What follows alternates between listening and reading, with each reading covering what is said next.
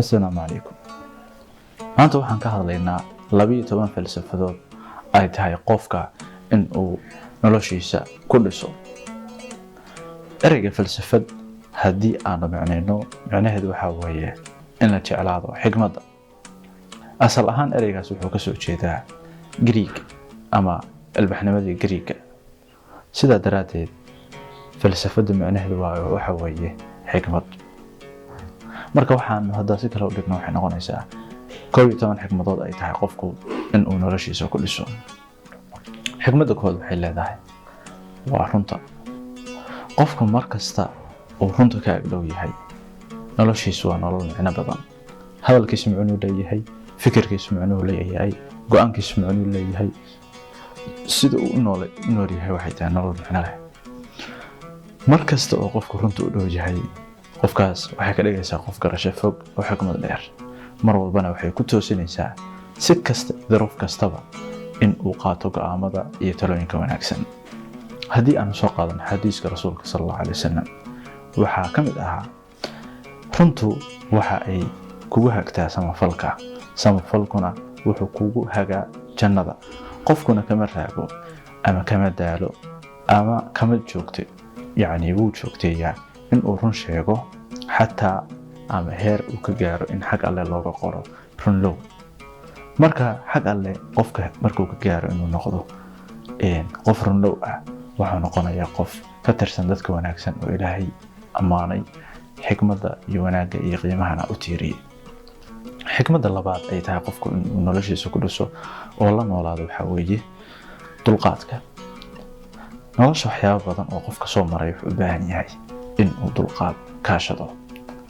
waayo dulqaadku waxyaabo badan oo ku soo maraya ayaa waxa u baahan inaad u dulqaadatid. dulqaadku wuxuu ku siiyaa adkaysi, karti, dhiiranaan, xikmad, garasho, aragti fogaan.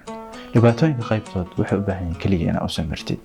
waxaana arkaysaa muddo kadib in aad ka gudbaysid. waxaa noqonaysaa qof u saaxiib ah deganaan iyo dulqaad. qofku markasta uu yahay qof samir badan waxa uu helaa waxyaabo badan. Soomaalidu waxay tiraahdaa samraa sadkii helaa. Ilaahayna wuxuu yiri quraankiisa ku jiri innamaa yuwaffa as-saabiruuna ajrahum bighayri xisaab. marka runtii dulqaadku waa xikmad aad u wanaagsan oo u baahan qofku in uu noloshiisa ku dhiso. xikmadda saddexaad waxa weeye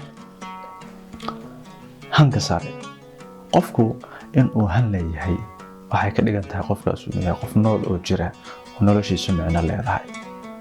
adduunyada marka la joogo qofku inuu aqoon leeyahay, inuu dhaqaale leeyahay, inuu xikmad leeyahay, inuu garasho leeyahay, in uu yahay qof micno badan waxay ka dhalataa qofkaas inuu yahay qof han leh.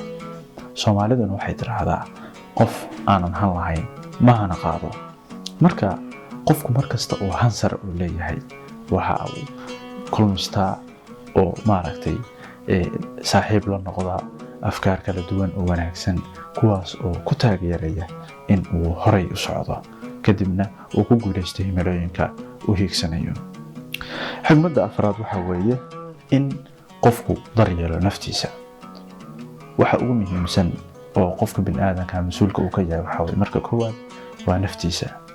adduun iyo aakhirana waxa la weydiinayaa waxa weeye naftiisa.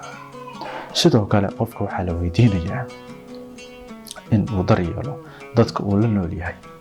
ha ahaado dadka ugu dhow sida waalidkiisa, qoyskiisa, qaraabadiisa, saaxiibtiisa iyo bini'aadamka kale. iyo inuu noqdo qof wax ku ool ah. reer barigu waxay dhahaan marka qofka ay qiimeynayaan hebel bow muxuu la joogaa oo macnaheedu waxa weeye qofkaasu ma yahay qof waxtar ah oo isagu wax qabsaday oo heer gaaray oo micno badan xambaarsan. sidoo kale qof ma yahay waxtar u ah dadka kale ee ka agdhow noloshooda wax ku kordhiyay, wax taray, wax markuu u yar yahayna aan dhibaato u geysan.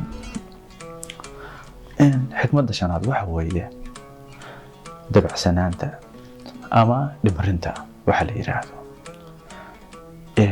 runtii wax walba oo loo dhimriyo waxa ay noqdaan wax qurux badan oo wanaagsan. xadiiskii wuxuu ahaa nabiga sallallahu alayhi wasallam qofku shay dhimrinta laguma kordhiyo ilaa wuxuu u kordhiyaa wanaag iyo qurux. Shayna dhimrinta lagama saaro ilaa wuxuu u kordhiyaa foolxumo. marka qofku inuu naftiisa u dhimriyo dhibaatooyinka ku imaanay naftaada aadan culays saarin, aad samirtid, aad dulqaadatid, aan naxariis badan tahay. aktarka weyn ee Wentworth Miller ayaa muuqaal caan ka noqday baraha bulshada. wuxuu la hadlayaa dad dhageysanaya, wuxuuna ku leeyahay haddii aanu naftayda mar walba wax ka sheegno oo aan liidno oo waxa aan ku leenahay ay yihiin waa liidataa, waad xun tahay, daciifaa tahay, hanmaleyd, waxtar ma tihi, naftaydu waxay noqonaysaa naf nugul oo liidataa oo dayacan oo weyday cid u dhimrisa. hadalka aan nafteena ku oranayno haddii aanu ku niraahno qof saaxiibkeena mar hore ayuu nolosheeda ka bixi lahaa. marka waxaa loo baahan yahay qofku inuu isu dhimriyo naftiisa, waayo wax walba ma qaban karin. qofku wuxuu leeyahay awood iyo saameyn yar. saameyntaas markasta uu si wanaagsan u adeegsado, naftiisana uu ka bilaabo, wax walbana uu dhimrin ku daro, waxay kordhinaysaa micne iyo nuxur. xigmadda lixaad waxay leedahay qofku in uu uurkiisa iyo afkiisu iswaafaqsan yihiin. xigmadda iyada waa xigmad aad iyo aad muhiim u ah, waayo qofku markuu yahay qof afkiisa iyo uurkiisa isdaba marsan yihiin wuxuu noqonayaa qof aan la isku hadlayn karin. wuxuu noqonayaa qof munaafiq ah, wuxuu noqonayaa qof liita, wuxuu noqonayaa qof markuu dad la joogana weji tusa, markuu ka tagana weji kala tusa. ugu dambeyn dadka noocaas ah heer ma gaaraan. qofku inuu mabda' leeyahay, mowqif leeyahay, uurkiisa iyo afkiisa ay siman yihiin waxay u kordhisaa garasho iyo micne iyo miisaan iyo haybad. marka waxaa la inoo ka baahan yahay in aan mar walba isweydiino uurkayaga iyo afkayagu ma isla socdaan.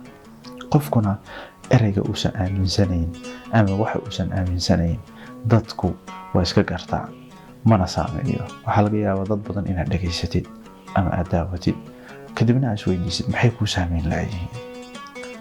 dadkaas waxaa la dhihi karaa waxa ay sheegayaan dhabka ma aha. haddii aan tusaale kuu siiyo, qof danyar ah haddii uu meel ka istaago uu dadka baryo, dantaasina ay dhab ka tahay, dareenkaas iyo fariinta uu xabaarayo uu dirayo ee uurkiisa ka soo go'aysa kadibna afkiisa soo maraysa waxay saamaysaa dadka uu la hadlayo.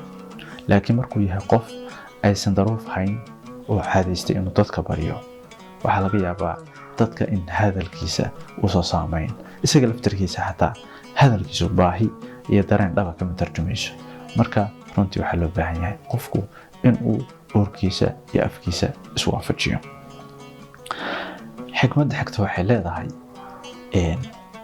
qofku inuu mitid yahay. waxyaabo badan oo nolosha na soo mara ama fursado aan haysano, ama ha ahaato dhaqaale, ama ha ahaato yool, ama ha ahaato qoys, ama ha ahaato waxyaabo aan ka shaqaynayno, waxay u baahan yihiin inaan ku mitidno.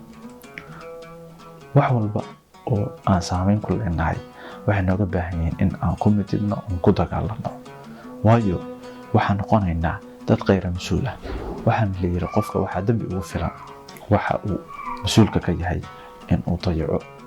waxaa loo baahan yahay qofku wax walba oo noloshiisa qiimo ugu fadhiya in uu ku mitido.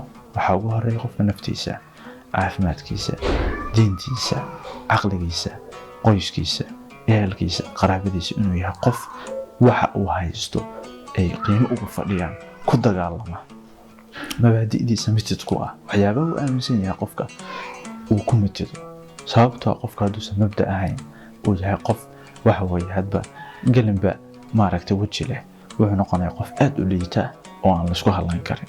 marka waxaa loo baahan yahay qofku inuu noqdo qof ku mitida waxyaabaha uu haysto, ha ahaadeen waxyaabahaas waxyaaba maadi ah oo la taaban karo, ama ha ahaadeen waxyaaba macnawi ah. xigmadda xigta waxay leedahay qofka inuu wax la sameeyo. awgay xaajaday marar badanna waa soo qaatay. wuxuu yiri mar aan la sheekaystay oo aan weydiiyey talo maandhow in wax la bilaabo doorroon.